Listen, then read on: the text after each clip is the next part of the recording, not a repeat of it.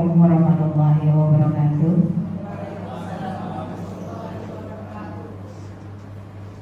Terima kasih Bapak Ibu sekalian atas kehadirannya di dalam kegiatan komunitas belajar Salut SMA 12, di mana di dalam kegiatan Kombel hari ini kita akan membahas terkait diseminasi budaya positif dan aksi nyata modul 1.4 CGP Angkatan 11 Kota Batam yang akan disampaikan oleh Bapak Doli Andika Eskom dengan Ibu Noviarda Nis S. Sos, di mana posisinya sebelum acara ini dimulai, izinkan saya sebagai moderator dan juga sekaligus MC untuk membacakan kegiatan hari ini. Yang pertama adalah pembukaan, yang kedua adalah sambutan dari Ibu Kepala Sekolah, yang ketiga kegiatan diseminasi budaya positif dan aksi nyata modul 1.4, kegiatan keempat adalah tanya jawab, kegiatan kelima adalah penguatan dari salah satu guru penggerak SMA 12 Batam, kemudian kegiatan 6 adalah penutup. Sebelum kita mulai kegiatan pertama, marilah bersama-sama kita buka acara ini dengan bacaan basmalah secara bersama-sama.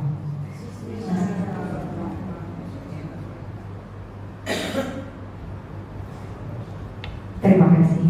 Kegiatan yang kedua akan kita lanjut dengan sambutan dari Ibu Kepala Sekolah SMA Negeri 12 Batam, Ibu Emi. Waktu dan tempat dipersilakan. Terima kasih, Mem. Assalamualaikum warahmatullahi wabarakatuh. Bapak Ibu guru yang saya hormati, puji syukur kita panjatkan kehadiran Allah Subhanahu wa Ta'ala karena kita masih diberi kesehatan, masih diberi kesempatan untuk terus belajar, ya, terus menggali ilmu untuk anak-anak kita. Salawat serta salam tak lupa kita sampaikan ke junjungan kita Nabi besar Muhammad SAW. Bapak Ibu yang saya hormati, alhamdulillah di kesempatan ini kita masih dapat melaksanakan kegiatan diseminasi budaya positif, ya, di kegiatan kita di kegiatan Kombel kita, ya, yaitu aksi nyata modul 1.4 yang dilaksanakan atau narasumbernya adalah teman kita Pak Doli Andika Eskom dan Ibu Noviarda Nancy S. Soros. Susah kalau sebut nama lengkap karena kita sudah biasa menyebut panggilan, yaitu Pak Doli dan Bu Ice. Nah, ya, kita dengarkan baik-baik. Alhamdulillah pada kesempatan ini kita dapat melaksanakan kegiatan ini, kita perbaharui lagi ilmu kita tambah lagi ilmu kita, ya. Ibarat kata pepatah, tuntutlah ilmu dari buayan sampai ke yang lahat. Jadi kita tidak bosan-bosannya. Semoga apa yang kita peroleh nanti bisa kita terapkan kepada siswa-siswa kita, dan mudah-mudahan sekolah kita ke depannya lebih baik lagi. Nah, untuk tidak memperpanjang waktu, ya, kita persilakan untuk kedua narasumber kita untuk menyampaikan modulnya atau kegiatannya, dan mohon maaf juga Bu Ice dan Pak Doli, kawan-kawan tidak bisa hadir semuanya di kesempatan ini. Mungkin sambil berjalannya waktu nanti ada yang bisa hadir karena kita juga ada kegiatan lainnya. Makasih, itu aja. Semoga acara kita berjalan dengan lancar. Wabillahi taufiq wal hidayah. Wassalamualaikum warahmatullahi wabarakatuh.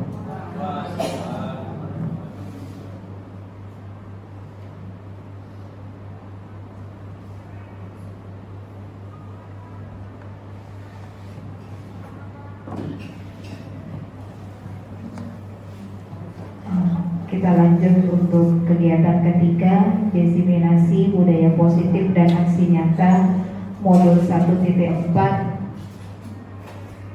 kepada Pak Doli terlebih dahulu ya. Kepada Pak Doli kami persilakan.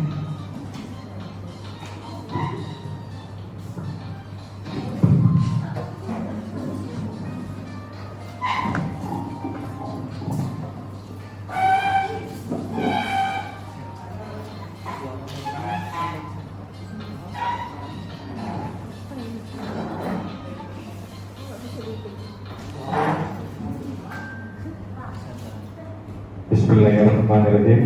Baik, biar lebih semangat, jadi saya nggak mau kalah dengan Budiah yang suka berpantun biasanya. Saya coba berpantun juga, ya karena kita di Melayu harus bisa berpantun. Izin Bapak Ibu semua, jangan lupa bilang cakep ya, ewa ya. Baik, memancing ikan ke pulau buaya. Perginya bareng si dia. Sungguh bangga, senang luar biasa melihat semangat Bapak Ibu semua. Pergi ke Bengkong, sarapan mie lendir. Pulangnya mampir ke rumah Bu Rina. Terima kasih Bapak Ibu yang sudah hadir. Semoga kegiatan ini diberkahi oleh Allah Subhanahu wa Ta'ala. Amin. Biar makin semangat, saya harusnya di depan aja. Baik, assalamualaikum warahmatullahi wabarakatuh.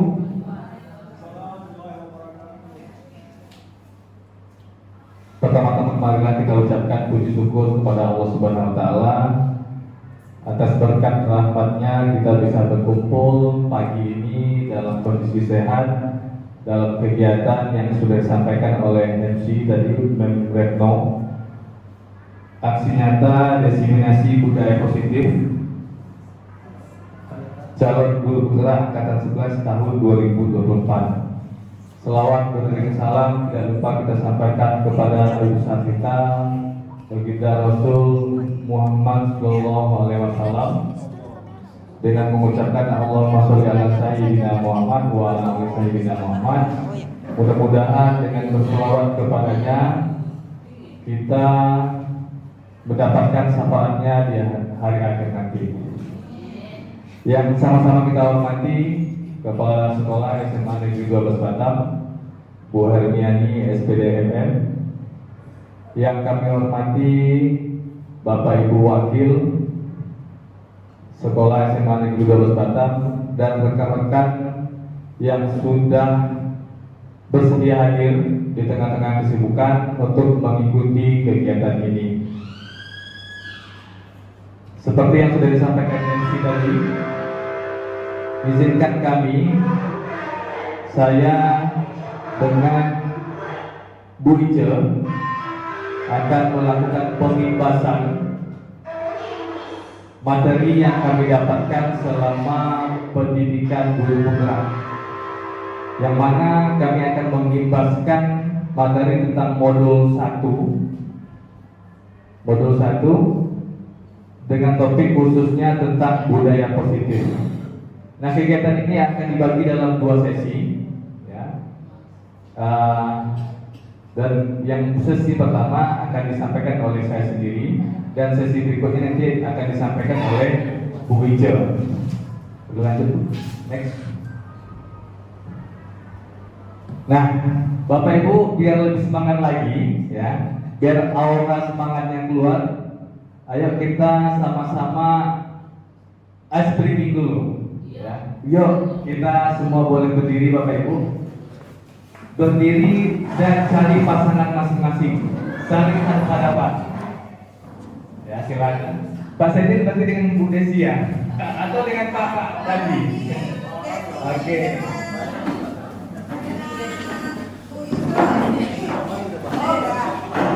Ya, cari pasangan masing-masing, ya.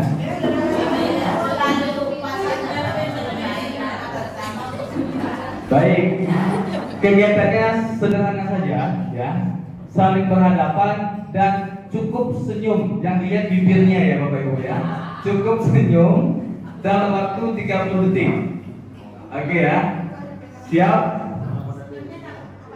Senyumkan apa? Senyum terpodek. Oke, siap 30 detik ya. Silakan lihat pasangan masing-masing. Senyum 30 detik dimulai dari sekarang. Silakan.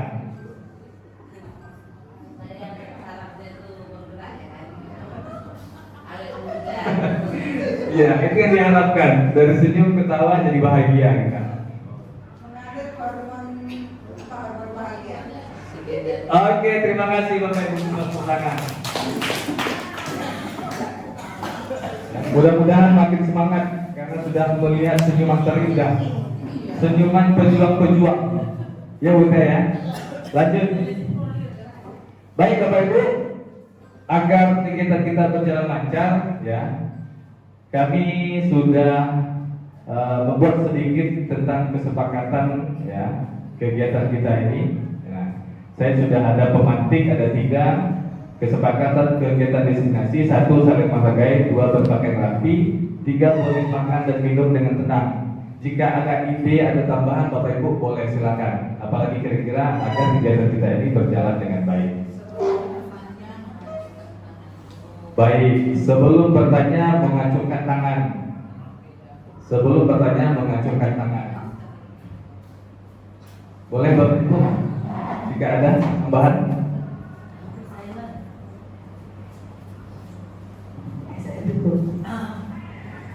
Biar lebih kondusif, HP silent. Oke, HP-nya di silent. Sir. Untuk mengikuti kegiatan ini sebaiknya datangnya lebih tepat waktu. Datang tepat waktu.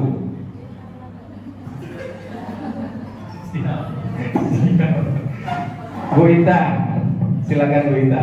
Ketika yang di depan memberi arahan, kita seharusnya kita memperhatikan. Saling menghargai. Ya. Cukup? Masih ada? Bu, silakan. Cukup ya. Baik. Kita sepakat pertama saling menghargai, berpakaian rapi, boleh makan dan minum dengan tenang. Sebelum bertanya mengacungkan tangan, HP silent. Ya, terakhir datang tepat waktu. Baik, terima kasih. Lanjut. Baik Bapak Ibu, sesi pertama, ya izinkan saya menyampaikan pemaparan materi tentang budaya positif. Nanti di sesi kedua oleh Michel. Nah, ini dia peta konsep materi. Ya. Kami sangat bersyukur, ya. Alhamdulillah bisa mengikuti pendidikan ini karena memang luar biasa ilmu yang didapatkan. Ya, di situ kita dilatih secara teori dan juga praktek. Ya, jadi mudah-mudahan ilmu yang sudah didapatkan ini bisa kita ibaskan dan kita bisa implementasikan di sekolah kita ini. Nah, adapun peta konsep tentang budaya positif atau disiplin positif, yang pertama teori kontrol oleh William Glasser menyatakan bahwa Anda tidak bisa mengontrol orang lain, hanya Anda bisa mengontrol diri sendiri. Berikutnya ada makna dari disiplin. Kemudian semua tindakan atau perilaku pasti punya tujuan. Apapun aksi kita, apapun yang kita lakukan pasti punya tujuan. Tujuan itu pasti ada yang memotivasi. Nah, motivasi itu ada muncul dari 2 hal, yaitu dari ekstrinsik atau eksternal dan dari internal. Berikutnya 5 posisi kontrol, ya, seorang guru. Terus segitiga institusi, yang terakhir 5 kebutuhan dasar manusia. Ini secara peta konsep materi kita tentang destinasi modul 1.4 ini. Nah, seorang guru yang baik harus memiliki kemampuan dalam mewujudkan budaya positif di sekolah. Budaya positif tersebut dapat dijalankan dengan menerapkan konsep-konsep inti, diantaranya 1, disiplin positif. Yang kedua adalah motivasi perilaku manusia. Yang ketiga keyakinan kelas. Yang keempat kebutuhan dasar manusia. Yang kelima posisi kontrol. Yang terakhir segitiga restitusi. Yang pertama kita masuk ke yang pertama Bapak Ibu, disiplin positif dan nilai kebajikan universal. Bapak Ibu, di sini ada 3 makna yang harus kita dalami. Yang pertama yaitu tentang kontrol, yang kedua makna disiplin positif dan nilai-nilai kebajikan. Makna kontrol. Nah, jika saya sebutkan kata kontrol, kira-kira apa yang terbayang di pikiran kita, Bapak Ibu? Boleh, silakan. Ada kendali, kata Mas Retno. Ada lagi yang lain, Bapak Ibu? Mengatur, pengawasan. Yang lain? Tertib. Bahkan mungkin ada yang mengaitkan dengan hukuman kali ya. Disiplin itu berarti menghukum gitu. Lanjut. Nah, untuk menjawab makna kontrol, kita akan bermain lagi Bapak Ibu. Nama permainannya adalah cobalah buka. Ya, cobalah buka. Tetap berpasang-pasangan, ya. A dan B, tugasnya adalah salah satu ketik mengepalkan tangannya sebuah tenaga. Bayangkan ada sesuatu yang paling berharga yang Anda pegang. Takut hilang, sesuatu yang paling berharga. Tugas kawannya membuka sebuah tenaga dengan cara apapun boleh, menggelitik, merayu, motivasi, terserah. Nah, coba kita lakukan permainan ini. Silakan Bapak Ibu berdiri lagi. Izin Bapak Ibu boleh berdiri lagi. Selama 30 detik lagi. Yang bagian kanan saya yang mengepal tangan. Ya, yang sebelah depannya berarti buka. Oke. Ngepal bupohan ngepal. Ya, pada ngepal, kemudian ngepal. Oke. Selama 30 detik yang ngepal adalah barang berharga, ya. Jangan sampai Bapak Ibu melepaskan kepala tangannya. Yang satunya merayu. Kira-kira berhasil nggak rayuannya? Ya. Selama 30 detik kita mulai dari sekarang. Silakan.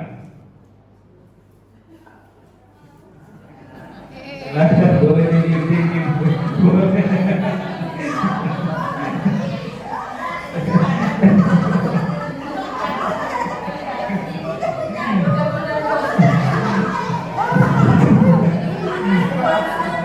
Oke, cukup, terima kasih Bapak Ibu.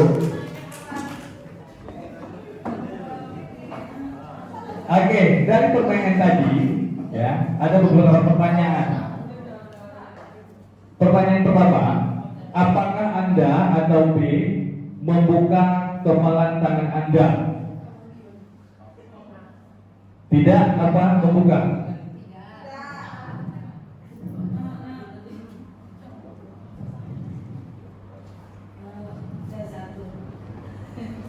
Tes 1. Sebenarnya saya tidak ingin membuka, Pak. Cuman ibu ini kali memaksa kali kan. Akhirnya terbuka. Akhirnya terbuka dan saya tersakiti. Iya, itu dia. Ya, terima kasih pendapatnya Bu Diah. Ada lagi yang lain?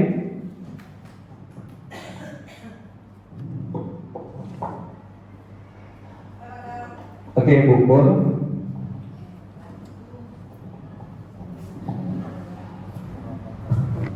Terima kasih Pak Dul. Tadi kami atau saya tetap mempertahankan kepala tangan saya karena yang ada di tangan saya itu sangat berharga dan wajar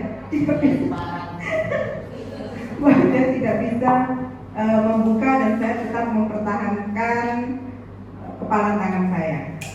Terima kasih Bu Pur. Masih ada? Oke. Pak Sedi, masih ada Pak Sedi. Baik, alasan saya sebagai di posisi pemimpin ingin sekali membuka kepala tangan si Pak Dandi karena saya ingin tahu apa isi di dalam kepala itu. Iya, terima kasih. Penasaran. Terima kasih Bapak Ibu. Nah, lanjut pertanyaan terakhir. Kira-kira sebenarnya siapa yang membuat kontrol itu, Bapak Ibu? Yang mengontrol, yang membuka, atau yang mengepalkan tangan? Yang mengepalkan tangan. Oke, setuju kita semua ya. Jadi kontrol itu tetap pada diri kita sendiri sebenarnya. Tidak ada orang yang bisa mengontrol kita selagi kita tidak mau membuka kunci kontrol kita sendiri. Lanjut. Nah, ada miskonsepsi tentang makna kontrol ini, Bapak Ibu. Ya, psikiater dan pendidik Dr. William Glasser ya meluruskan beberapa miskonsepsi tentang makna kontrol ini. Yang pertama, yang dikaitkan dengan kita sebagai guru. Satu, ilusi guru mengontrol murid. Ya. Ilusi guru mengontrol murid. Pada dasarnya kita tidak dapat memaksa murid untuk berbuat sesuatu, Bapak Ibu. Itu yang harus kita benarkan lagi. Ya. Apapun kondisi siswa, ya, mau salah, mau benar, apapun itu, selagi dia posisi kontrol yang tidak membuka diri, tetap dia nggak akan mau membuka. Ya. Jadi posisi kontrol tetap pada murid itu sendiri. Berikutnya, ilusi bahwa semua penguatan positif efektif dan bermanfaat. 3, ilusi bahwa kritik dan membuat orang merasa bersalah dapat menguatkan karakter. Nah, mungkin ini sering juga dilakukan. Tolonglah, gak kasihan sama ibu. Seolah-olah kita bisa mengontrol dia dengan cara seperti itu. Yang terakhir, ilusi bahwa orang dewasa memiliki hak untuk memaksa. Oke, lanjut. Nah, kita masuk ke topik berikutnya. Tadi ada 3 ya di awal. Yang pertama makna kontrol, yang kedua disiplin positif. Ketika mendengar kata disiplin, nah kembali lagi pertanyaannya, apa yang terbayang di dalam pikiran kita semua? Ketika ada kata disiplin, tanggung jawab, apalagi Bapak Ibu, hukuman, apalagi masih ada tanggung jawab, ada hukuman, peraturan. Oke, nah ini ya, ada hukuman tadi, ada tata tertib, kepatuhan peraturan dan teratur. Lanjut. Disiplin positif tidak harus dengan memberi hukuman. Nah ini pemahaman yang baru juga kami dapatkan di waktu pendidikan ini. Ya, justru itu adalah salah satu alternatif terakhir dan kalau perlu tidak digunakan sama sekali. Dalam budaya kita, makna disiplin dimaknai menjadi sesuatu yang dilakukan seseorang pada orang lain untuk mendapatkan kepatuhan. Kita cenderung menghubungkan kata disiplin dengan ketidaknyamanan. Nah, disiplin positif merupakan suatu cara penerapan disiplin yang mengajarkan anak untuk bertanggung jawab dan menimbulkan kesadaran diri berdasarkan nilai-nilai kebajikan. Disiplin positif lebih ke arah disiplin diri yang dapat mengontrol diri dari dalam melakukan segala tindakan. Jadi dari internal, Bapak Ibu. Jadi disiplin positif itu dapat membuat murid memahami dan menyadari berdasarkan motivasi internal dan bukan akibat paksaan, pujian atau hukuman.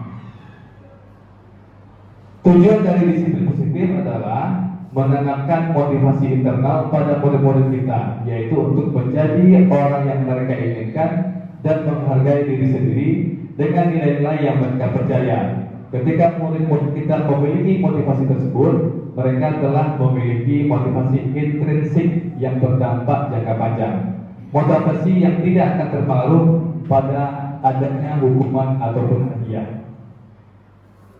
Disiplin positif adalah suatu pendekatan untuk menerapkan nilai-nilai kebajikan yang diyakini. Jadi Bapak Ibu, disiplin positif ini tidak hanya sekedar kalimat peraturan atau bentuk hukuman atau suatu penghargaan, tapi lebih kepada pendekatan kita kepada anak dalam menerapkan nilai-nilai kebajikan yang kita yakini.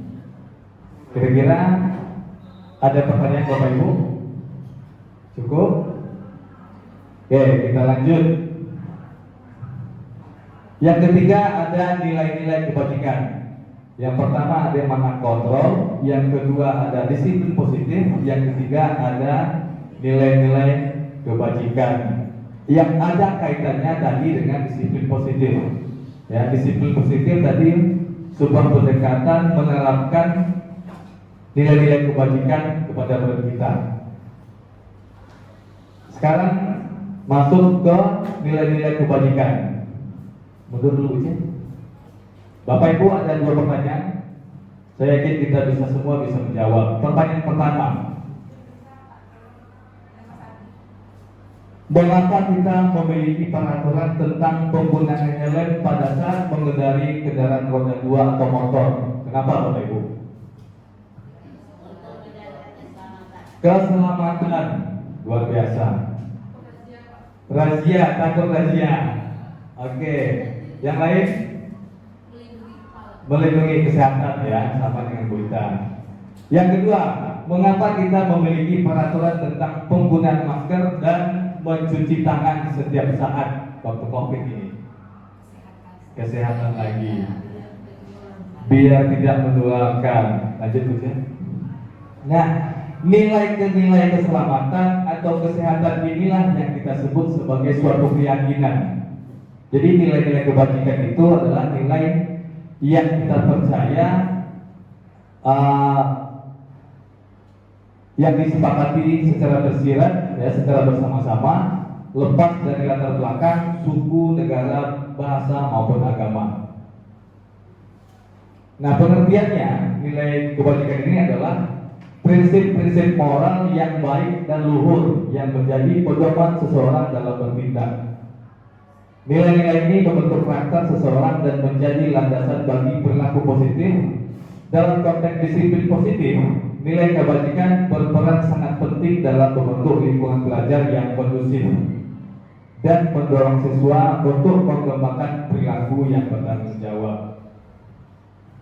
Nah, ini ada beberapa contoh nilai kebajikan dari beberapa institusi atau organisasi yang telah memiliki nilai-nilai kebajikan yang diyakini dan disepakati secara bersama-sama.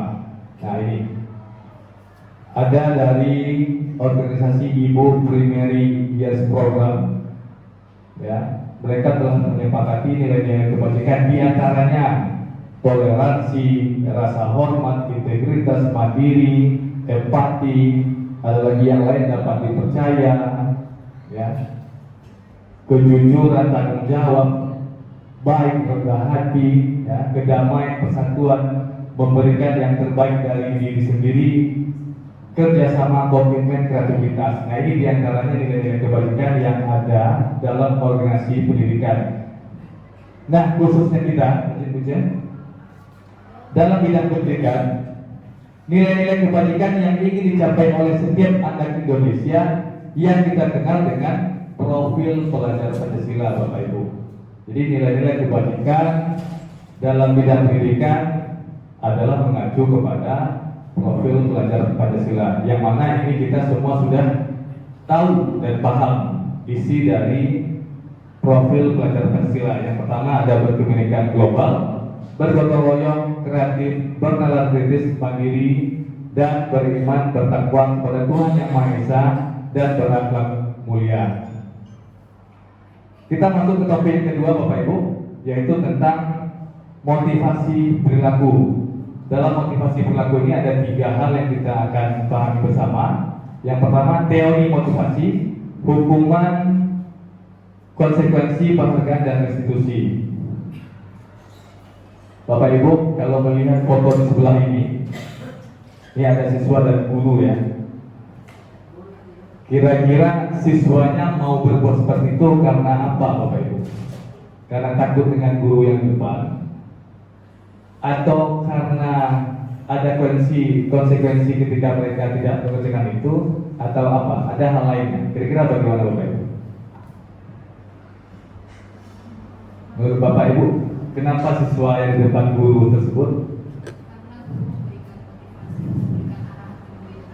Karena guru beri motivasi. Yang lagi, Bapak Ibu, kira-kira kita mau tebak aja, tidak ada yang salah, benar. Kalau ini suasananya nyaman, di mana siswanya itu kesadaran, karena gurunya itu terlibat, berarti gurunya di sini memberikan teladan.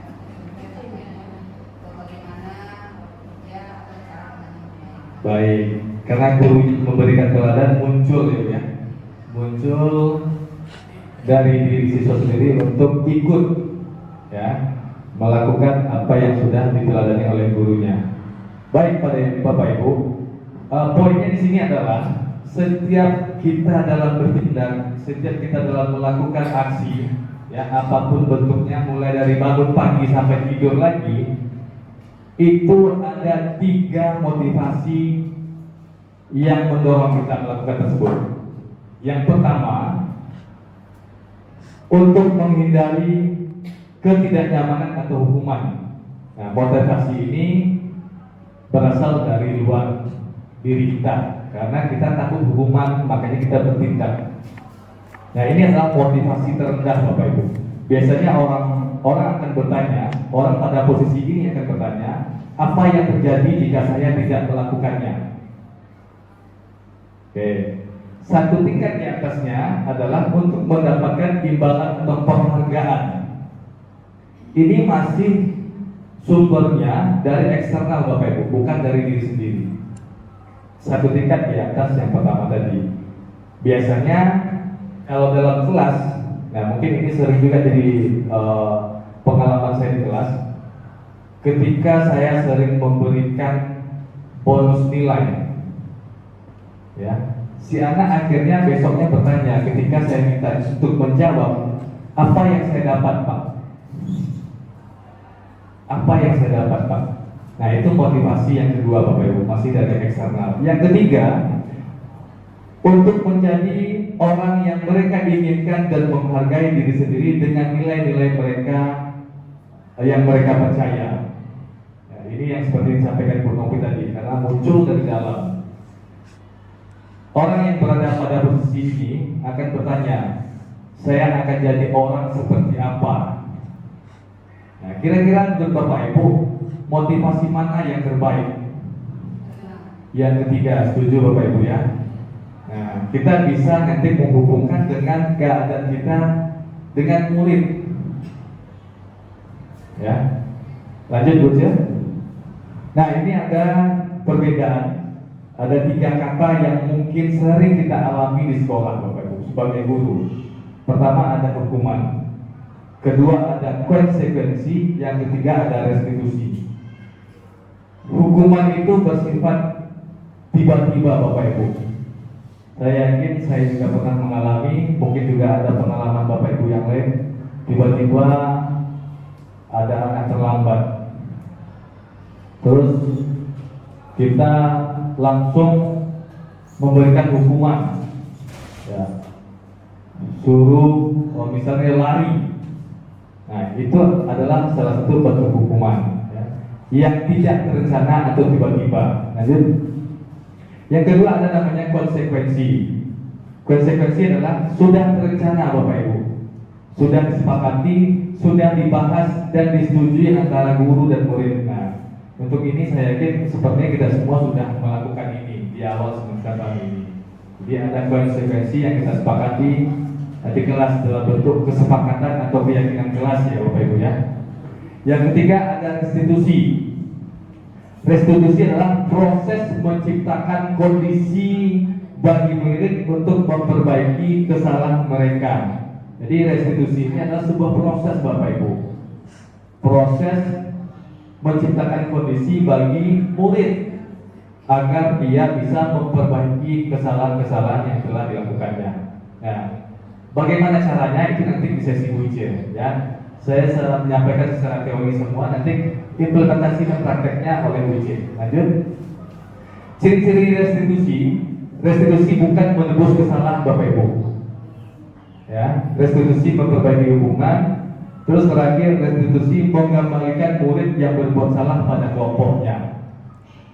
Melalui pendekatan restitusi, ketika murid berbuat salah, guru akan menanggapi dengan mengajak murid berefleksi tentang apa yang dapat mereka lakukan untuk memperbaiki kesalahan mereka, sehingga mereka menjadi pribadi yang lebih baik dan menghargai dirinya sendiri. Lanjut. Nah, ini contoh dampaknya, Bapak Ibu, ya, dampak dari penerapan 3 hal tadi, ada hukuman, konsekuensi, dan restitusi. Hukuman sekarang itu disebut dengan identitas gagal, ya. Konsekuensi, restitusi adalah identitas sukses yang bisa masuk dalam disiplin positif. Nah, jika kita masih menghukum, ya Bapak Ibu, apa yang terjadi? Yang pertama, perbedaannya, hukuman itu sesuatu yang menyakitkan harus terjadi. Kita bisa merasakan itu ketika kita memarahi anak, pasti si anak jangankan untuk memperbaiki diri, malah dia makin terpojokkan dan tidak ada solusi di situ. Hukuman itu tidak fokus pada solusi. Kalau konsekuensi, sesuatu harus terjadi karena sudah kesepakatan antara kedua belah pihak. Tidak ada yang tersakiti, tapi tetap harus terjadi. Kalau restitusi, itu restitusi merupakan pilihan, ya, pilihan-pilihan tentang keyakinan nilai-nilai kebajikan untuk mengajak siswa tersebut kembali ke nilai-nilai keyakinan yang sudah disepakati. Nah, ini semua bisa kita pahami, ya, masing-masing perbedaannya, hukuman, restitusi, dan konsekuensi. Lanjut ujian. Nah, ini adalah perbedaannya Bapak Ibu. Perbedaan hukuman, konsekuensi, dan restitusi. Hukuman itu fokus pada menghentikan perilaku negatif. Kita fokus pada masalahnya saja. Yang penting dia tidak melanggar lagi, sudah. Kita nggak melihat secara kita tidak merefleksi ya kenapa dia melakukan itu dan lain-lain. Ya, yang penting ketika dia bersalah, kita kasih hukuman agar dia tidak melakukan kesalahan yang sama. Yang kedua, konsekuensi, membantu siswa belajar dari tindakan mereka sendiri, Bapak Ibu. Kalau restitusi, memperkuat nilai tanggung jawab serta pemulihan. Nah, inilah perbedaan masing-masing antara hukuman, konsekuensi, dan restitusi. Yang ketiga, yang terakhir Bapak Ibu dari saya, sesi pertama adalah keyakinan kelas. Ya, yang tadi pertama disiplin positif, yang kedua motivasi perilaku manusia, yang ketiga adalah keyakinan kelas. Keyakinan kelas ya, untuk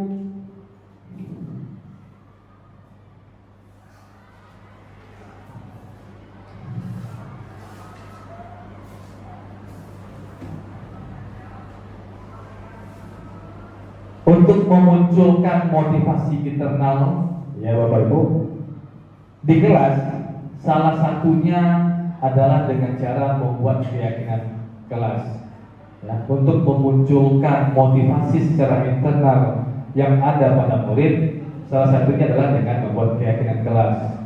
Nah, keyakinan kelas ini sama seperti kita membuat kesepakatan kelas di awal-awal pembelajaran atau di awal semester biasanya. Nah, apa itu keyakinan kelas? Keyakinan kelas adalah nilai-nilai kebajikan universal tadi Bapak Ibu. Ya, nilai-nilai kebajikan universal yang disepakati bersama-sama antara guru dan murid. Lanjut ujian. Dalam membuat keyakinan kelas, guru berperan ya dalam mewujudkan terbentuknya keyakinan sekolah atau kelas dengan adanya kesepakatan antara guru dan murid. Nah, kira-kira Bapak Ibu, mengapa keyakinan kelas itu penting? Penting nggak sebenarnya keyakinan kelas itu Bapak Ibu? Ada yang bisa menjawab? Apa pentingnya keyakinan kelas? Oke, silakan Bu Yusro. Baik, terima kasih Pak Doli. Menurut saya memang penting untuk keyakinan kelas itu karena di awal kita memulai suatu kegiatan harus disepakati dulu semua atau apa-apa yang akan kita apa-apa yang akan kita rencanakan. Jadi harus ada dulu kesepakatannya dengan keyakinan kelas tersebut. Terima kasih Pak. Baik, terima kasih Bu Yus. Masih ada lagi yang lain? Artinya ada rambu-rambu ya Bu Yus ya. Ada rambu-rambu dalam kelas kita. Lanjut. Keyakinan kelas adalah seperangkat nilai dan prinsip yang disepakati bersama oleh seluruh anggota kelas, baik guru maupun siswa. Keyakinan ini menjadi semacam kompas yang memandu perilaku dan interaksi di dalam kelas. Jadi Bapak Ibu, dengan adanya keyakinan kelas, kita akan dimudahkan, tidak perlu dengan suara yang keras. Karena ada sesuatu yang sudah kita sepakati bersama, Dan insya Allah Bapak Ibu, bagi yang sudah menjalankan atau membuat keyakinan kelas itu, kita tidak perlu panjang lebar lagi, ya, karena mereka sudah tahu ketika mereka melanggar ada konsekuensi yang atau keyakinan yang harusnya diperbaiki. Nah, cara merumuskan, ya, ini sedikit saja cara merumuskan, yaitu bagaimana cara kita membuat keyakinan kelas. Pertama, minta siswa menuliskan keyakinannya. Yang kedua, membahas keyakinan yang sudah ditulis. Ketiga, memilih keyakinan kelas. Yang keempat, mengubah keyakinan menjadi kalimat positif. Nah, ini juga hal yang baru, ya. Jadi kita diharapkan untuk mengubah kalimat negatif menjadi kalimat positif. Nah, mungkin kita bisa bekerjasama dengan guru bahasa Indonesia untuk mencari padan kata yang bagus agar tidak ada lagi kata-kata negatif dalam keyakinan kelas kita. Yang terakhir, baru kita sepakati keyakinan kelas bersama dengan siswa. Nah, ini contoh-contoh keyakinan kelas, ya. Misalnya hormati gurumu, tidak berkata kotor, sopan santun, saling menyayangi, hidup rukun, saling tolong menolong, bersikap jujur, bertanggung jawab, dan sopan. Nah, Bapak Ibu, sebelum berakhir sesi 1, kira-kira apa kesimpulan yang bisa kita ambil dari makna disiplin positif, perilaku manusia, motivasi perilaku manusia, dan keyakinan kelas? Nah, kira-kira ada yang mau berpendapat, Bapak Ibu? Karena di sesi yang pertama adalah 3 topik ini yang kita bahas. Silakan kalau ada yang mau, Bapak Ibu. Kita hubungkan dengan keadaan kita sebagai guru dengan siswa. Jadi apa kesimpulannya? Sebentar, boleh pakai mic.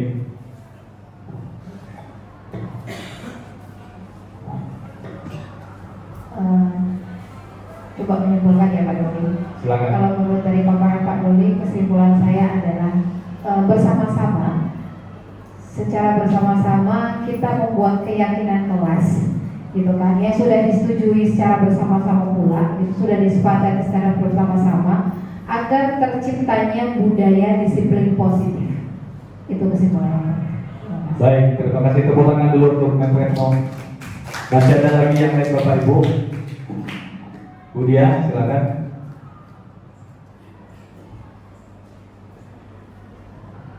Iya, kesimpulan yang mungkin saya dapat dari yang disampaikan oleh Pak Doli yaitu kita harus memahami dulu apa itu disiplin positif terkait dengan nilai dan kewajiban yang besar yang akan mendorong perilaku manusia secara internal, sehingga ketika sudah kita tahu nilai kebajikan sebagai bicara untuk melakukan disiplin positif, ada perilaku yang datang dari dalam diri. Ini yang kita harapkan dari murid, yang nantinya akan terpantul atau yang tergambar dari keyakinan kelas, yang nantinya akan membawa kelas itu menjadi kelas yang nyaman, menjadi kelas impian yang didambakan oleh seluruh siswa dan warga sekolah. Baik, terima kasih luar biasa. Tepuk tangan untuk Budia, Bapak Ibu. Masih Budia. Nah, saya kira sama ya dengan yang disampaikan Budia. Saya tidak perlu panjang lebar lagi menjelaskan karena sudah sempurna, ya, komplit yang disampaikan Budia. Kesimpulannya, diharapkan kita semua sebagai guru tahu apa saja disiplin positif yang akan diterapkan yang mengacu pada profil pelajar Pancasila yang nantinya muncul secara internal dari diri murid, dan salah satunya dengan membuat keyakinan kelas atau keyakinan sekolah. Sepakat ya Bapak Ibu ya semua? Jadi itulah tadi sesi pertama Bapak Ibu, kesimpulan dari 3 topik awal, dan nanti setelah ini akan disambung oleh Bu Ice dengan materi yang sangat lebih menantang kita lagi karena disitulah praktek intinya. Baik, masih ada Bapak Ibu yang lain? Oke, silakan Bu Dia.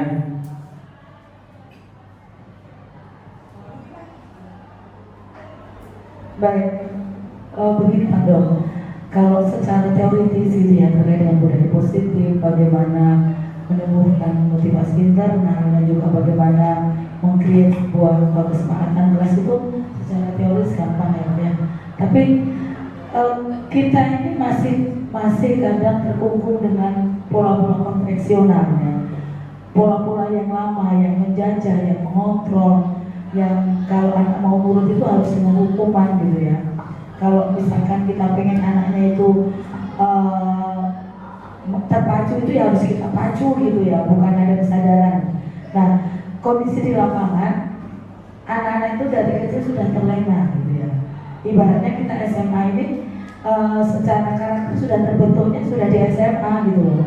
Maunya kan memang dari mulai PAUD dulu, PAUD, jenjang dasar, menengah itu sudah tahu ini gitu ya. Sehingga nanti di kita itu sudah langsung melanjutkan lagi ya. Sementara kondisi yang kita terima saat ini adalah anak-anak yang dibentuk oleh pola-pola lama gitu, pola-pola pikir konvensional yang menjajah, yang mengharuskan, mengontrol, memaksa, sehingga banyak anak itu yang motivasi kalau nggak dikasih reward gitu ya, dia nggak akan bergerak gitu. Yang terbangun dari kesadaran internal mungkin bisa beruntung. Nah, melihat ini bagaimana seharusnya bisa kita lakukan. Saya melihat kita sudah terlalu bahasa Jermannya itu kaset gitu ya. Apa ya kaset ya? Terlambat banget gitu. Mohon pencerahannya Pak Dok. Baik, terima kasih. Pertanyaan yang luar biasa ini dari Bu Dia. Tapi sabar dulu Bu Dia, ya. Kita akan ada sesi pertanyaan terakhir dan juga mungkin pertanyaan Bu Dia juga akan ada kaitannya dengan teori dengan yang akan disampaikan oleh Bu Ice.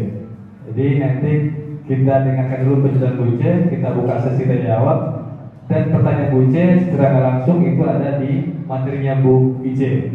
Ya, kalaupun belum kalau belum puas mungkin nanti kita bisa sambung di sesi tanya jawab. Baik, masih ada Bapak Ibu masukannya? Oke, cukup. Oke, terakhir terima kasih sesi pertama dari saya. Jika ada salah kata mohon maaf, saya akhiri. Wabillahi taufiq wal hidayah. Assalamualaikum warahmatullahi wabarakatuh. Kita sambut dengan tepuk yang meriah lagi Bu Ice ya, untuk memaparkan materi selanjutnya dan kepada Bu Ice dipersilakan.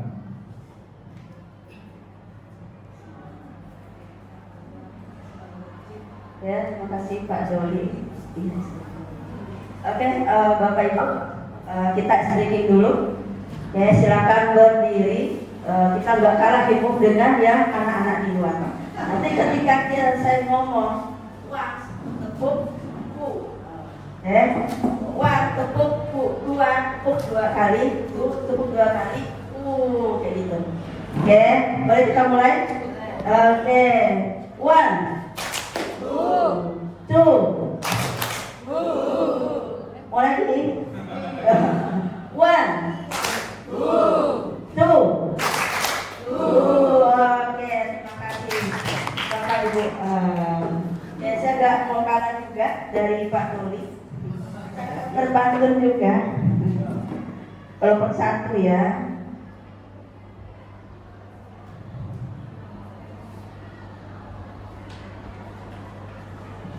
Melatih kuntum tumbuh mengata. Ewa. Sayang merbah di pohon cemara. Assalamualaikum mulanya kata. Saya sembah pembuka bicara. Satu aja. Oke, yang pertama-tama saya ucapkan alhamdulillahirobbilalamin ya.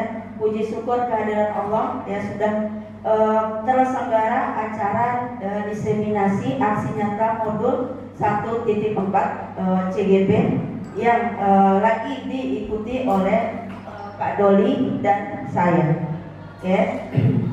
Selawat dan salam kepada junjungan Nabi besar Muhammad SAW dengan mengucapkan Allahumma sholli ala Muhammad wa ala ali Muhammad. Ya, yang saya hormati Bu Hermiani SPD INA, yang saya hormati Bapak Ibu Wakil Kepala Sekolah dan rekan-rekan guru SMA Negeri 12 Batam. Oke, kita lanjut. Karena di kegiatan CGP kami ada 6 materi yang harus kami imbaskan kepada sekolah. Yang 3 pertama itu sudah dilakukan oleh Pak Doli, yaitu disiplin positif, motivasi perilaku manusia, keyakinan kelas.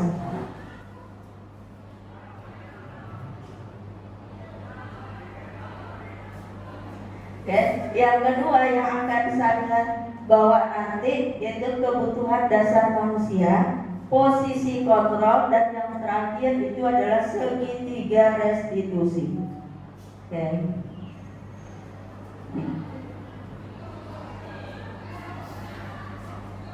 Nanti kita mulai atau saya awali dengan sebuah pernyataan. Ketika seorang murid melakukan suatu perbuatan yang bertentangan dengan nilai-nilai kebajikan atau melanggar peraturan, hal itu sebenarnya dikarenakan mereka gagal memenuhi kebutuhan dasar mereka. Ya, jadi nanti saya jelaskan ada 5 kebutuhan dasar yang jika salah satunya tidak terpenuhi, maka murid kita akan melakukan perbuatan yang melanggar. Oke, apa saja? Kita lihat yang pertama itu adalah kebutuhan bertahan hidup. Ya, ini lebih identik dengan fisiologi, seperti orang yang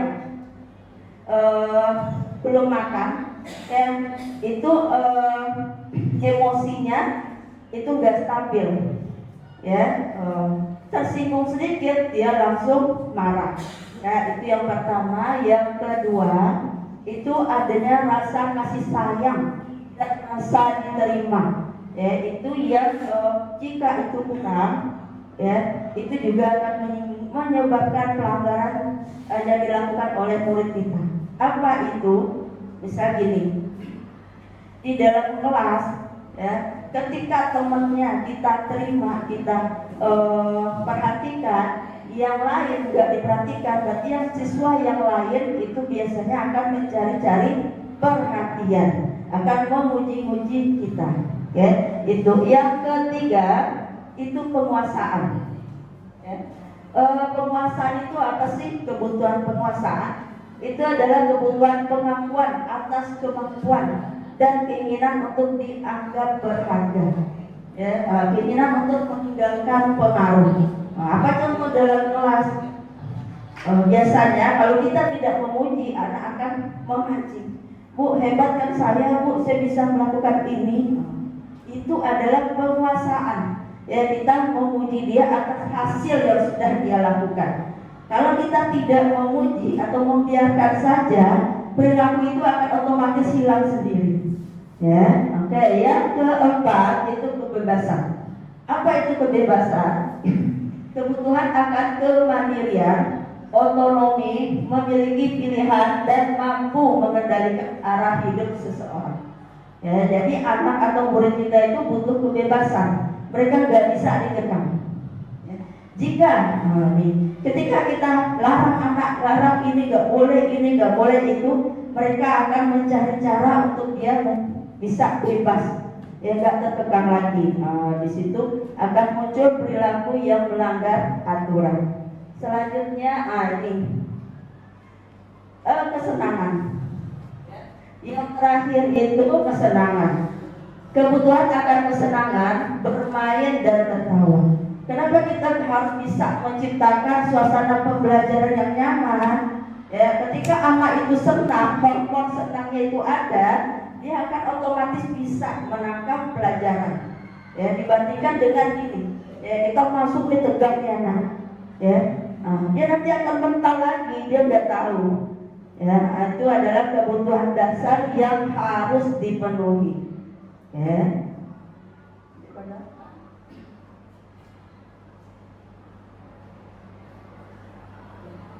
Ini selanjutnya dunia berkualitas siswa kita, ya kita sendiri pasti ada dunia kualitas kita.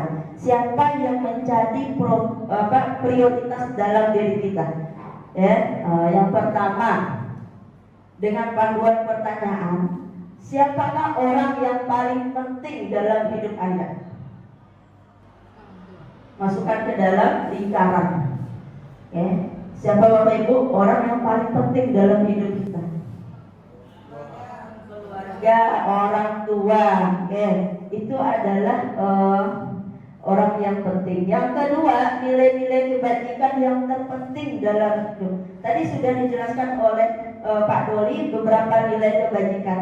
Ya, dari beberapa nilai kebajikan, nilai yang Bapak Ibu anggap penting dalam hidup itu apa saja? Jujur, disiplin, kesopanan, bertanggung jawab dan sebagainya, sesuai dengan apa sih nilai kebajikan yang Bapak yakini atau Ibu yakini. Yang ketiga, kalau Anda menjadi orang yang ideal, ya, karakter atau sifat apa yang Anda paling inginkan pada diri Anda? Ini kalau kita jadi, saya mau jadi yang ideal, yang perfect, yang sempurna. Nilai sikap yang harus saya miliki itu apa? Bertanggung jawab, dermawan. Ya, ada lagi Bapak Ibu? Disiplin. Oke, kita lanjutkan. Oke. Ini kita lanjut materi yang kedua. Ini adalah 5 posisi kontrol dari seorang guru. Nah, kita ditemui di lapangan. Nanti Bapak Ibu saya di posisi kontrol yang mana ya? Oke, yang pertama itu posisi kontrolnya penghukum. Ya, ketika anak tidak masuk atau terlambat, langsung kamu kenapa terlambat? Kamu ini. Ya, besok gak boleh lagi. Bersihkan ini, bersihkan itu. Tanpa perhatikan apa sih alasan anak untuk berbuat itu. Ya, yang pertama penghukum. Nih. Oke. Di penghukum ini biasanya kita menggunakan kata-kata patuhi aturan saya atau awas. Ya, 34 ancaman. Yang kedua, kita menjudge anak itu salah. Kamu selalu saja salah. Ya. Yang ketiga, selalu pasti selalu yang terakhir selesai. Itu, iya. Nah, jadi gitu. Kalau posisi kontrol seorang guru itu penghukum, dia sudah menghakimi siswa bahwa dia tetap salah. Nah, walaupun dia sudah berusaha dengan kemampuannya di mata guru penghukum, dia tetap salah. Ya, yang kedua, ini yang sering kita temui, itu kita seorang guru itu posisi kontrolnya membuat rasa bersalah. Apa sih rasa bersalah ini? Pada posisi ini biasanya guru akan bersuara lebih lembut, ya, akan menggunakan keheningan yang membuat orang lain merasa tidak nyaman, bersalah atau rendah diri. Kata-kata yang biasa diucapkan oleh guru posisi kontrolnya sebagai pembuat rasa bersalah adalah, ibu sangat kecewa sekali padamu. Nah, yang kedua, berapa kali bapak harus memberitahu kamu? Selanjutnya, gimana coba kalau orang tua kamu tahu kamu berbuat begini? Atau, dengan kata lain, kamu gak kasihan dengan ibu. Ya, kamu gak kasihan dengan ibu udah susah payah menjelaskan, tapi kamu gak dengar. Itu membuat rasa bersalah dalam diri anak. Ya, karena saya ini. Ya. Oke, yang ketiga posisi kontrol itu adalah teman. Ya, kita menganggap siswa itu adalah teman. Ya, kelebihannya itu ada. Ya, kalau kita menganggap posisi teman, jadi kita hubungan atau komunikasi dengan anak itu sudah bagus. Nah, tapi dampak negatif yang dihasilkan oleh guru yang berada pada posisi kontrol sebagai teman, ya, itu sangat berbahaya juga. Biasanya ini dikatakan dengan ayo bantulah demi Bapak ya. Yang kedua, ayo ingat tidak bantu Bapak selama ini. Yang selanjutnya, ya sudah, kali ini tidak apa-apa. Nanti ibu bantu bereskan. Nah, ini adalah posisi teman. Apa sih dampaknya kepada siswa? Ya, ketika guru tersebut tidak ada atau tidak hadir, tidak ada yang akan membantu murid tersebut. Jadi pelaku pelanggaran itu akan tetap berlanjut. Yang selanjutnya itu posisi sebagai pemantau. Pemantau ini ada konsekuensi dan aturan. Apa sih kata-katanya? Aturannya apa? Yang kedua, apa yang telah kamu lakukan? Sanksi atau konsekuensinya apa? Seorang pemantau sangat mengandalkan penghitungan, catatan, data yang dapat digunakan sebagai bukti atas perilaku seseorang. Biasanya kita di kelas, oh kamu kemarin terlambat loh di jam pelajaran ibu, konsekuensinya apa? Itu dia posisi kontrol seorang pemantau. Ini yang terakhir, ini posisi yang paling tinggi dalam posisi kontrol seorang guru. Ya, apa itu adalah seorang manajer. Seorang manajer ini apa? Manajer adalah posisi di mana guru berbuat sesuatu bersama dengan murid. Mempersilahkan murid mempertanggungjawabkan perilakunya, mendukung murid agar dapat menemukan solusi atas permasalahannya sendiri. Dalam posisi manajer, seorang guru itu harus menanyakan apa sih alasan anak berbuat seperti itu. Nanti solusi itu datang dari anak. Jadi pembiasaan itu yang paling penting. Jadi ketika anak berbuat salah, kita tahu, kita tanya apa sih alasanmu nak, kenapa berbuat seperti itu. Ketika sudah tahu alasan, jadi kita minta anak tersebut untuk memperbaiki perilakunya. Nanti kita tanya apa yang mau kamu lakukan agar perilaku ini tidak terulang kembali. Jadi masalah datang dari anak, penyelesaian juga datang dari anak. Ini posisi manajer yang kontrol guru yang paling tinggi.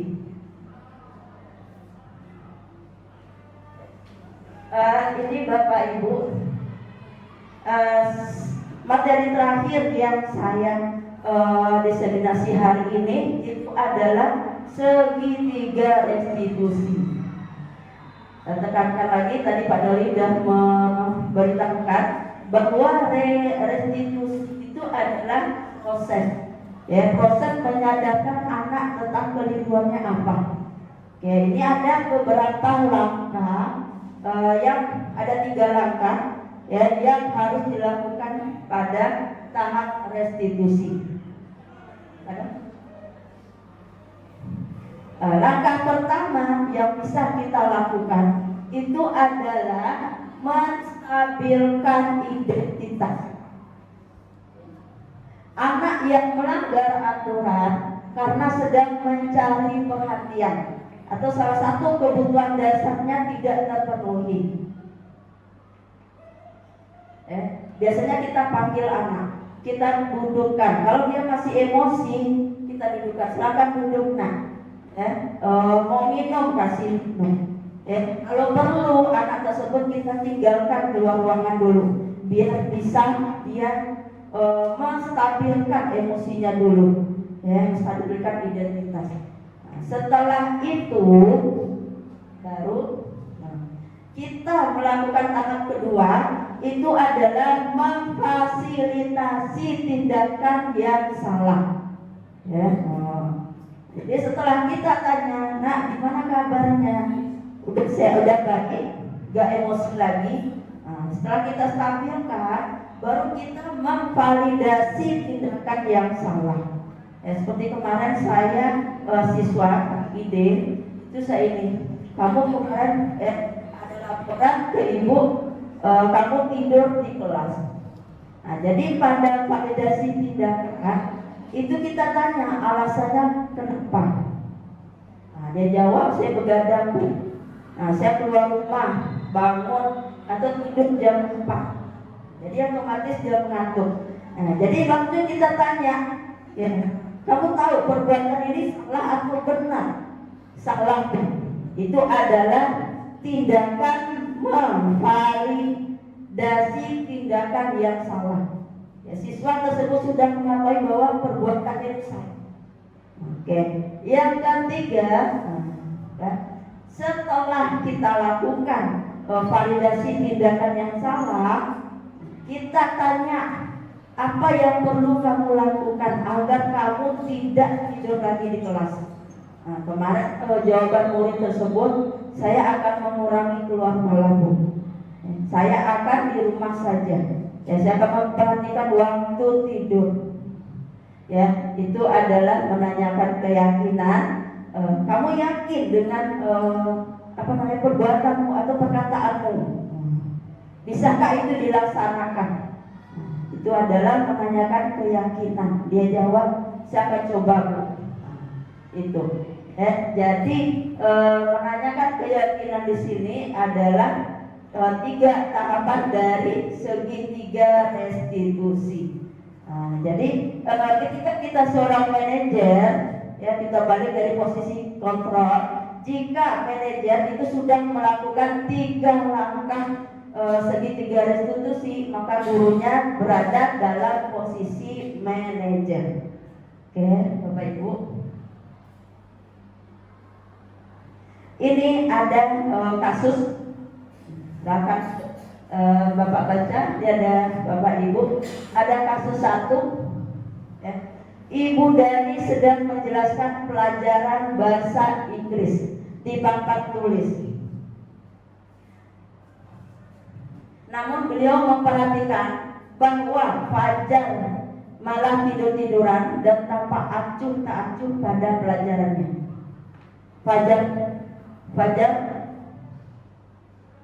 Fajar coba jawab pertanyaan nomor 3. Maju ke depan dan kerjakan di papan tulis. Fajar pun tampak malas-malasan maju ke depan, dan sesampai di depan papan tulis, Fajar hanya diam terpaku sambil memegang buku bahasa Inggrisnya dan memainkan spidol di tangannya. Ayo Fajar, makanya jangan tidur-tiduran. Lain kali perhatikan. Sudah sana, duduk kembali. Kira-kira siapa yang bisa? Kata Bu Dani. Fajar pun kembali ke duduk di bangkunya. Hal seperti ini sudah sering kali terjadi pada Fajar. Seperti tidak memperhatikan, acuh tak acuh, dan nilai-nilainya pun tidak terlalu baik untuk pelajaran bahasa Inggris. Pada saat ditegur oleh Ibu Dani, Fajar hanya menjawab, tidak tahu Bu. Ibu Dani menjawab diri, gimana kamu Fajar? Kamu tidak kasihan sama ibu?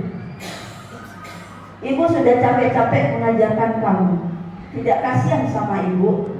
Dan Fajar pun membisu. Jadi nanti pada slide selanjutnya, nanti ada pertanyaan.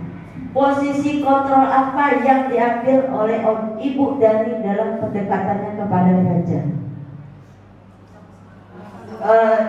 Ibu merasa bersalah. Nah, ini ya posisi kontrol Ibu Dani dengan tidak kasihankah kamu dengan ibu? Nah, dengan membuat rasa bersalah. Yang kedua, membaca sikap Fajar. Kira-kira kebutuhan apa yang diperlukan oleh Fajar?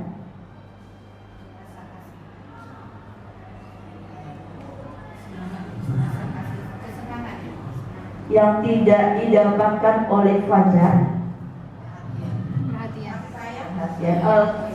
kasih sayang, perhatian, rasa diterima. Oke. Yang ketiga, bila mana Ibu Dani mengambil posisi pemantau, apa yang akan dilakukan atau dikatakan olehnya? Pemantau itu adalah ada hukuman dan konsekuensi, ada aturan, ada konsekuensinya. Menurut Bapak Ibu gimana? Pemantau Oke, Ibu mengingatkan keyakinan kelas. Kamu sudah tahu keyakinan kelas yang kita sepakati. Keyakinan kelas apa yang kamu langgar? Itu biasanya kita ngomong tidak di depan umum. Kita ngomong secara individu. Yang keempat, pertanyaan seperti apa yang akan diajukan?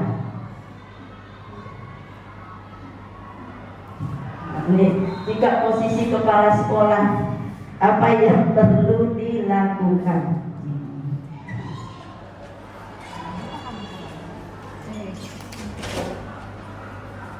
Mengetahui masalah ini, apa yang perlu Bapak Ibu lakukan? Menanyakan alasan kenapa tidur. Membantu Menanyakan alasan kenapa dia tidur. menanyakan alasan kenapa Fajar tidur. Ya. Yang lainnya?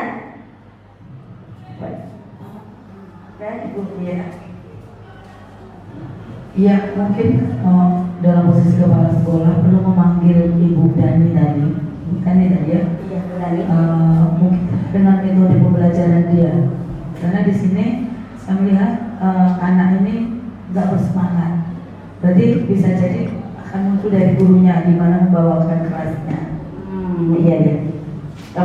Oke, makasih Bu Dia dan Retno pendapat yang luar biasa, yaitu dipanggil guru yang ngajar bahasa Inggris, yaitu Bu Dani, yang menanyakan kenapa sih Fajar ini bisa tidur-tiduran, apakah metode pembelajarannya menarik atau membosankan, kayak gitu. Yang kedua,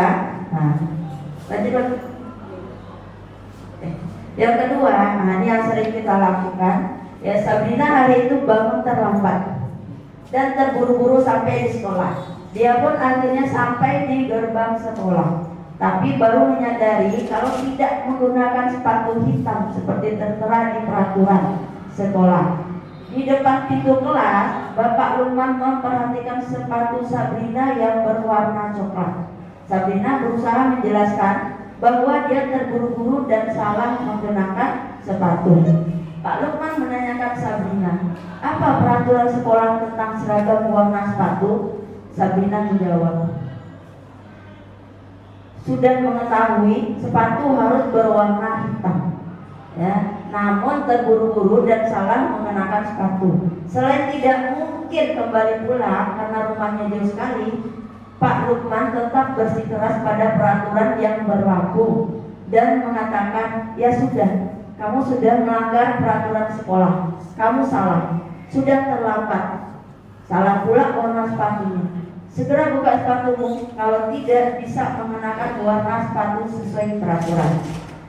Sabrina meminta maaf dan memohon kembali kepada Pak Lukman agar tetap dapat mengenakan sepatunya dan berjanji tidak akan mengulang kesalahannya.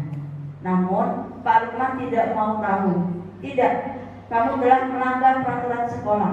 Kalau tidak sanggup ambil sepatu di rumah atau diantarkan sepatu ke sekolah, ya sudah, kamu tidak bersepatu saja seharian di sekolah.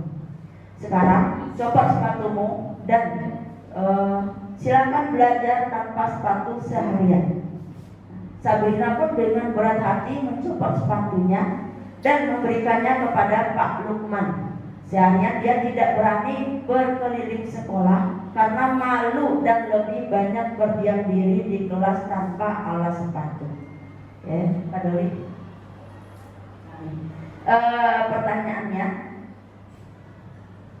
dalam kasus di atas, sikap posisi yang dilakukan oleh Pak Lukman apa Bapak Ibu? penghukum. Iya. Ya, jadi yang dilakukan Pak Lukman itu adalah menghukum dengan mengambil sepatunya. Yang kedua, bila Bapak Lukman mengambil posisi seorang manajer, apa yang akan dikatakannya? Ya, jelas Pak Sabrina seorang manajer, apa yang perlu dilakukan atau dikatakan oleh Pak Lukman kepada Sabrina?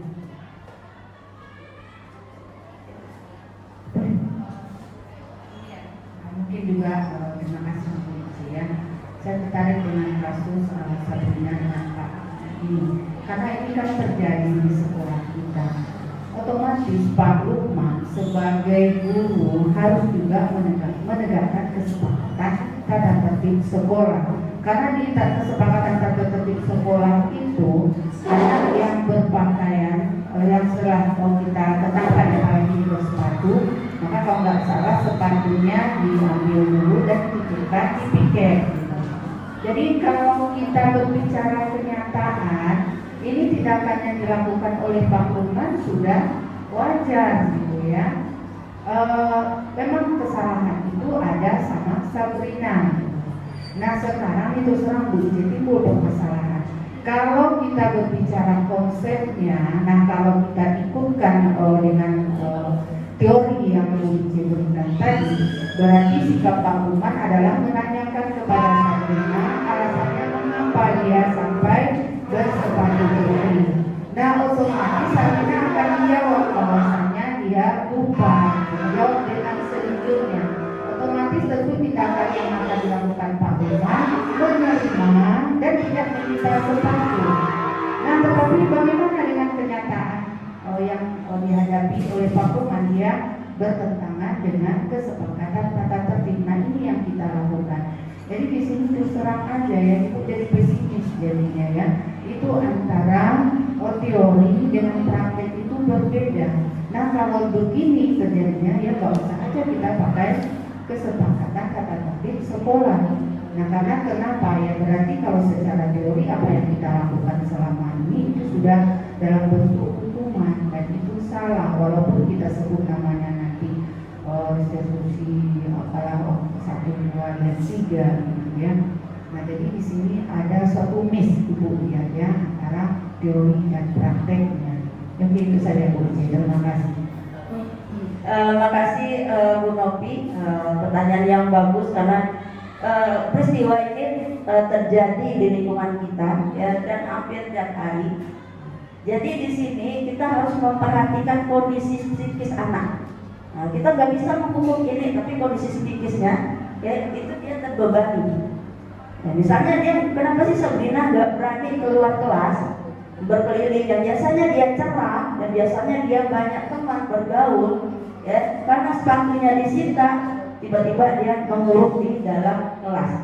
Nah, itu ada nanti kalau kelamaan itu akan menyebabkan rasa trauma dalam diri anak. Jadi dalam menghukum ya kita harus memperhatikan kondisi psikis anak.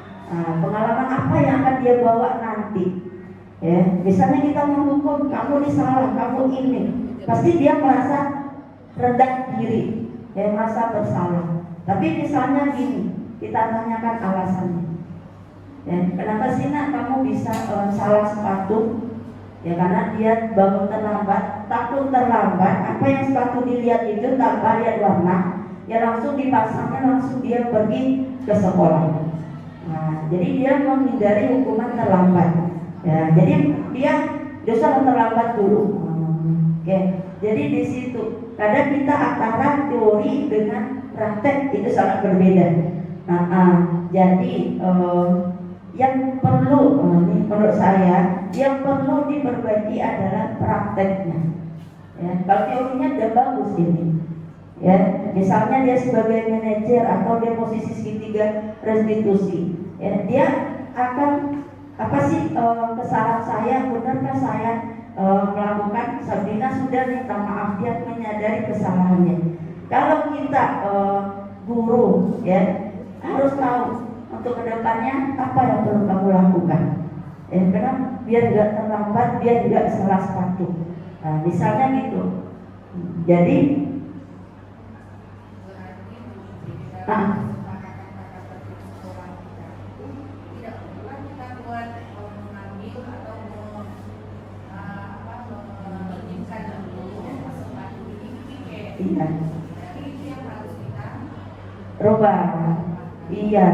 Karena biasanya kita anak itu kita titipkan di piket, mereka nekat atau tanpa sepatu masuk ke dalam kelas.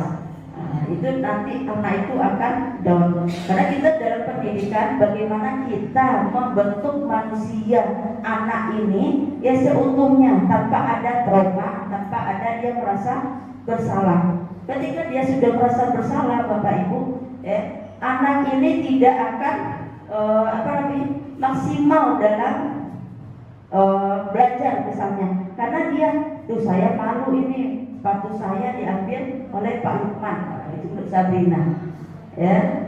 Jadi itu ada Ibu. Oh. Terima kasih Bu Ica. Berarti ini kan sesuatu yang baru ya, artinya untuk lebih ke mempraktekkan teori yang sudah kita dapat. Yang saya tanyakan untuk melanjutkan bisnis kita, apakah memang pas kita berlakukan anak yang sepatunya boleh dipakai dengan alasan dia yang utarakan tadi apapun alasannya, atau tetap dititipkan? Karena ilmu ini mau dipraktekkan atau tidak kan gitu kan? Termasuk anak yang pakai sendal, pasti juga punya alasan dia kenapa pakai sendal. Apakah kita biarkan juga anak itu pakai sendal dengan mengutarakan alasan yang dia buat? Saya rasa apa jadinya sekolah kita kalau hal itu kita lakukan teori tadi gitu. Kalau saya lebih setuju kasus saya hari ini tetap mungkin lebih ke bahasa ya, lebih ke bahasa gurunya yang menangkap tadi untuk tidak membuat anak itu trauma atau down. Tapi peraturan tetap diikuti, artinya tetap diterima alasan dia gitu kan. Cuma kan peraturan tetap diikuti, dititipkan dulu. Memang serba sulit, nggak ada di atas, nggak ada di siplahnya ya nggak bisa dibelanjakan. Kata Bu, semakin sulit Bu sekarang, tapi Ibu nggak usah pikirkan, itu nanti yang akan datang aja yang pikirkan. Ibu udah istirahat aja 2025 kayak gitu, ya guys. Baik, izin Bu Ica, Bapak Ibu sedikit menambahkan ya. Saya mencoba meyakinkan kita lagi semua ya, bahwa tujuan kita adalah tujuan yang sangat mulia Bapak Ibu. Salah satu tujuan restitusi tadi yang menerapkan segitiga restitusi adalah membantu memperbaiki kesalahan siswa untuk kedepannya dia meyakini bisa menerapkan nilai-nilai yang kita yakini, yang bisa berdampak dalam jangka panjang. Jadi saya rasa memang sangat mulia tujuan itu. Jadi jangan melihat anak yang melakukan kesalahan, kita yang negatif duluan. Harusnya muncul ide bagaimana dia tersadarkan dari dalam dirinya sendiri. Itu poinnya. Yang kedua, memang harus sangat-sangat butuh kesabaran dan ketekunan di sini. Saya juga masih belajar ke arah sana, Bu Rofi. Ya, memang butuh proses juga bagi saya pribadi setelah main materi. Biasanya saya langsung ambil kesimpulan ketika akan terlambat, saya yang menyimpulkan kamu terlambat bla bla bla harus seperti ini. Nah, merubah kebiasaan itu pun bagi diri saya sendiri itu butuh waktu juga. Apalagi dalam berbahasa. Nah, ini juga sangat tantangannya luar biasa berarti. Ya. Merubah kalimat negatif menjadi positif tadi itu membiasakannya juga butuh waktu dan butuh ya kita harus terjun langsung ketika ada anak salah kita coba praktekkan lagi. Kita juga akan akhirnya belajar dari kesalahan untuk diri kita sendiri Bu. Yang berikutnya karena tadi Ibu udah ngomong dokter ya, ibaratkan dokter gitu ya. Bayangkan Bapak Ibu ketika pasien yang sama ketika dikasih obat dia masih sakit. Datang lagi dokter yang sama berkali-kali. Bayangkan kalau dokternya saya capek lah. Apa yang terjadi pada pasien ini? Nah itu dokter yang ilmunya udah boleh dikatakan lebih pasti lagi dari kita. Karena dia mendiagnosa udah lebih profesional dari kita. Obatnya juga udah terukur sama dia. Dan itu pun tidak ada kepastian seseorang akan sembuh. Tapi si dokter akan selalu berusaha mencari solusi agar bisa terus menjalankan profesionalitasnya. Nah ini kembali lagi ke motivasi tadi Bapak Ibu. Kita sebagai guru sekarang ini motivasinya karena apa? Kalau muncul betul-betul dari dalam diri dan mudah-mudahan ayat kita ke arah sana, insya Allah kita akan terus menggali potensi diri kita, bagaimana caranya si anak tadi bisa berubah ke arah yang lebih baik. Nah, masukannya yang mungkin masih perlu kita tingkatkan dari saya mungkin si anak kita belum terlalu paham dengan nilai-nilai yang kita harapkan. Kenapa sih rambut harus dipotong kalau panjang? Mungkin dia nggak paham, dan kita juga nggak pernah memberi pemahaman tentang itu. Kenapa sih baju harus masuk? Pernah nggak ada sesi khusus misalnya BK memberikan materi tentang itu? Kenapa sih sepatu harus hitam? Bang, ada kaitannya bekerja nanti misalnya. Bisa aja anak berkata demikian. Ya, rambut gondrong itu anak kuliah bisa, gondrong kita nggak bisa. Pinter juga kok, ranking juga kok. Nah harusnya itu juga diberikan pemahaman tentang nilai-nilai itu. Dan saya yakin kalau kita kolaborasi pasti ada jawaban alasan dibalik aturan kita tadi Bapak Ibu.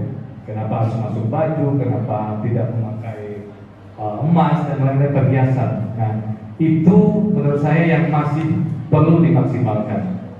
Jadi memang sangat luar biasa. Saya juga pernah bertanya kepada hasil uji sampai kapan Pak?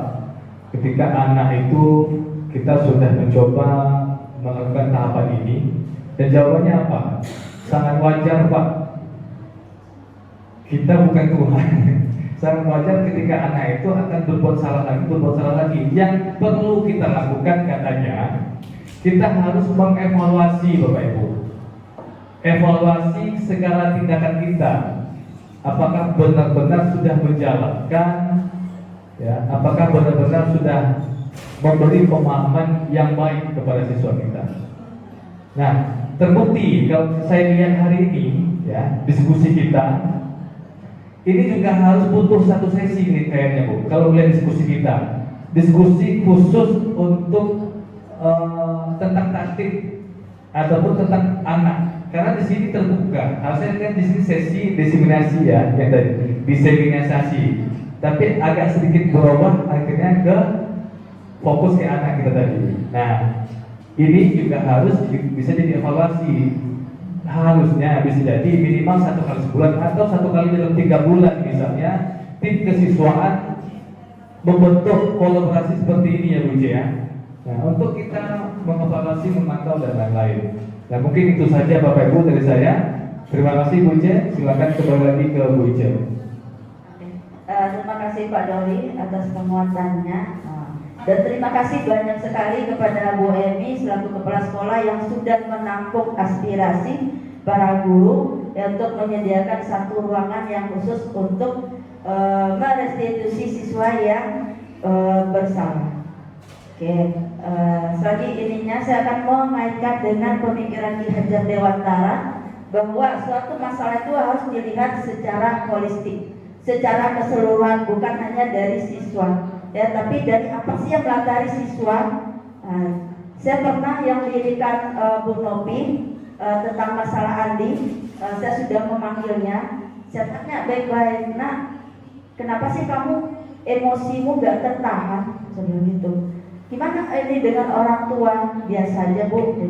Terus saya korek-korek, akhirnya ketemu si Andi ini setiap hari itu hampir selalu dimarahi oleh mamanya. Jadi ketika itu saya kaget juga, kok kamu dimarahi? Kadang mama kerja jemuran gak seangkat Bu.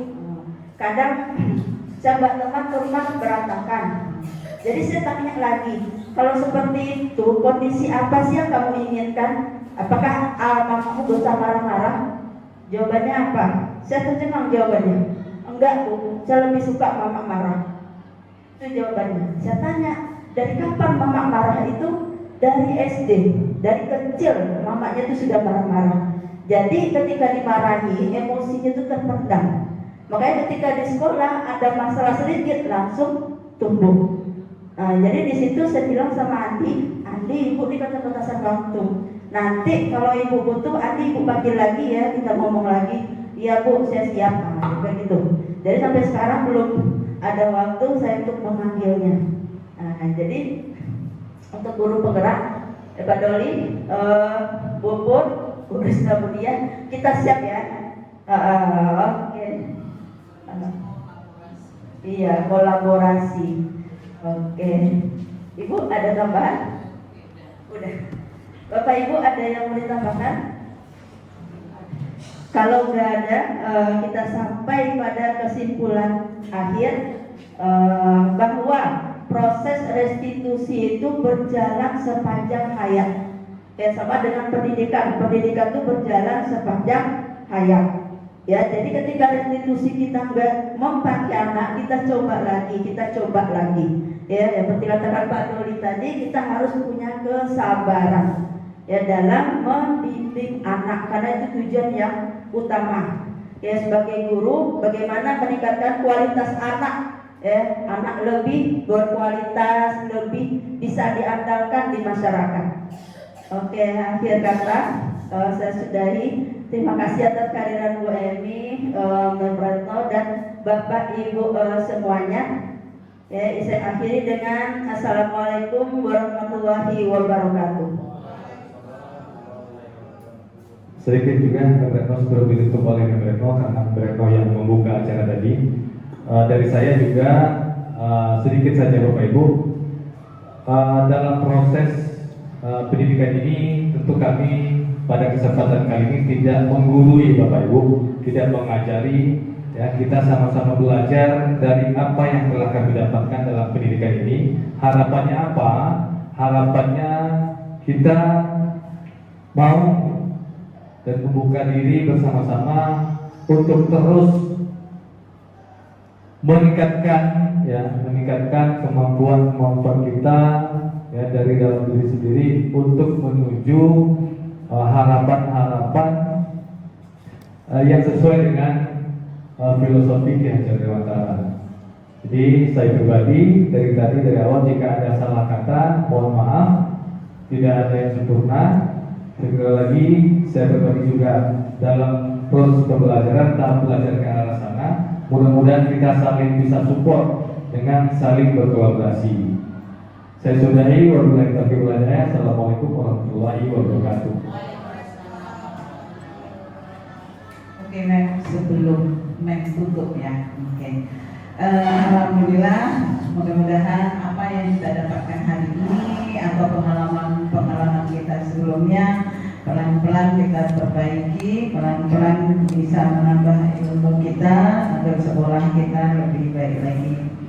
Ada kata-kata awal Pak Doli tadi yang saya kata, Anda tidak bisa mengontrol orang lain, melainkan bisa mengontrol diri sendiri, itu intinya. Jadi masing-masing kita berusaha. Kalau kita sudah bisa mengontrol diri kita sendiri, insya Allah masing-masing ini ya bisa terkontrol semuanya. Nah, mudah-mudahan itu tadi apa yang kita rencanakan ke depan, apa yang kita lakukan ke depan, kita tidak bisa lagi seperti dulu harus menghukum anak, menghujat anak, kemudian anak yang berperilaku tidak berkenan langsung kita keluarkan, cari surat ini surat itu, dicari anak yang kita keluarkan itu, dicari kemana perginya dia, coba. Nah, sekarang sulit kan, jadi kita betul punya dasar kenapa kita harus mengeluarkan anak, kenapa anak itu harus pindah. Bukan berarti kita tidak mendisiplinkan dia, tapi kita berusaha dengan kemampuan kita, dengan cara ilmu-ilmu yang kita dapat ini, anak yang berperilaku seperti itu menjadi anak yang lebih baik, bukan hanya di sekolah tapi juga di lingkungan masyarakat untuk masa depannya nanti. Itulah, terima kasih. Oke, terima kasih Bu Emi, terima kasih ilmunya Pak Doli dan Bu Wijan. Bapak Ibu sekalian, kita sudah sampai di ujung acara. Dari kegiatan diseminasi budaya positif dan aksi nyata modul 1.4 calon guru penggerak angkatan 11 Kota Batam yang kita adakan pada hari ini. Sebelum saya tutup, saya juga mau kalah sama Pak Doli ya Pak. Saya tutup dengan pantun. Baju pecah dibenturkan, rusak bunga di tengah taman. Terima kasih kami haturkan untuk semua teman-teman. Satu lagi boleh Pak Dodi? Tambah. Indah bunga di tengah taman. Duduk santai makan ketan. Sampai jumpa teman-teman. Sampai jumpa di lain kesempatan.